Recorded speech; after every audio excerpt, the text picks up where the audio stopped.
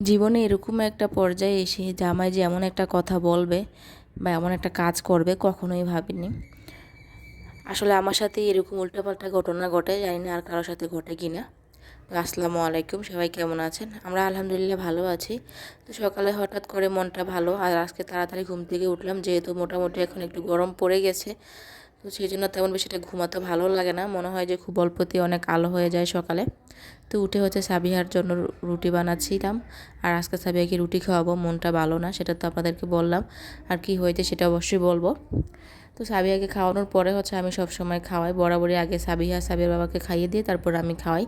আর এখানে হচ্ছে সাবিহার নাস্তাটা আমি রেডি করে নিয়েছিলাম, আর সাথে সাথে সাবিহার বাবার নাস্তাটাও রেডি করে নিয়েছিলাম, কেননা হচ্ছে সে হচ্ছে ডিউটিতে যাবে। আর হচ্ছে মাঝে মাঝেই হচ্ছে বাসায় খায়, বেশিরভাগ সময় বাইরে খায় ক্যান্টিনে। আর যখন বাসায় খায় তখন আমার একটু দ্রুত ঘুম থেকে উঠে লাগে, কেননা হচ্ছে উনি খুব ভোরেই চলে যায়। তো আমি হচ্ছে খাবার রেডি করে খাইয়ে দেওয়ার পরে সাথে হচ্ছে লাঞ্চ বক্সটাও দেওয়া লাগে আমার। তো যেদিন হচ্ছে আমি এইভাবে আর কি আমার মনটা বেশি খারাপ থাকে, আমি দেখি ওই দিনই সাফিয়ার বাবা আমাকে বলে সব কিছু রেডি করে দাও।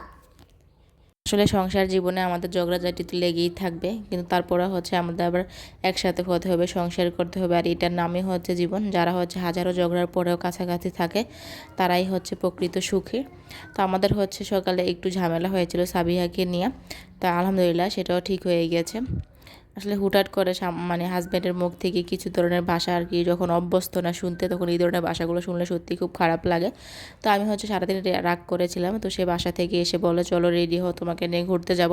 তো বলার সাথে সাথে কি আর বলতে দেরি আছে, রেডি হতে দেরি নেই।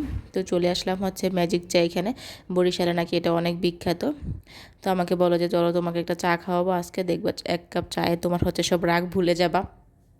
তো আমি বললাম ঠিক আছে চলো দেখি যাই। আসলে মনটা একদমই খারাপ করে গিয়েছিলাম, কি বলবো, সারাদিন মনটা খুবই খারাপ লেগেছিল যে কেন আমার সাথে এরকম কথা বললো সে। আসলে কী আর বলবো, স্বামীকে নিয়ে তো সংসার আমাদের অবশ্যই করতে হবে। আর সুখে থাকতে হলে একটু ঝগড়া হবে, একটু রাগ করাকরি হবে, আবার ভালো হয়ে যাবে, সব কিছু ঠিকঠাক হয়ে যাবে। তো গেলাম হচ্ছে চা খেতে, মোটামুটি চাটা ভালোই ছিল। তো অর্ডার করলাম হচ্ছে চা আর হচ্ছে নাড়ু। এখানে হচ্ছে হাঁসের মাংস পাওয়া যায়, কিন্তু আমি হাঁসের মাংস আমি বা সাবিহার বাবা কেউই খাই না।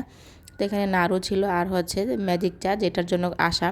অবশ্য আমি চা অনেক পছন্দ করি, যারা হচ্ছে আমার ভিডিও দেখেন সবাই জানতে পারবেন যে আমি কিন্তু সকাল বিকাল আমার চা না খেলে আমার মাথা খুব ব্যথা করে। মানে যারা চা প্রেমী আছে, মানে তারা একমাত্র বুঝে যে চা হচ্ছে তাদের কাছে একটা নেশার মতো। একবেলা চা না খেলে আর কি খুবই খারাপ লাগে।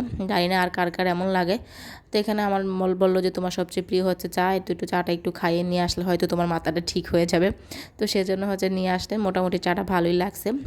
এটা নাকি অনেক বিখ্যাত, যেও দেখলাম যে আর কি অনেক মানুষ। মোটামুটি হচ্ছে একটা নিরিবিলি পরিবেশ, রাস্তার পাশে, ভালোই লাগছিল খেতে।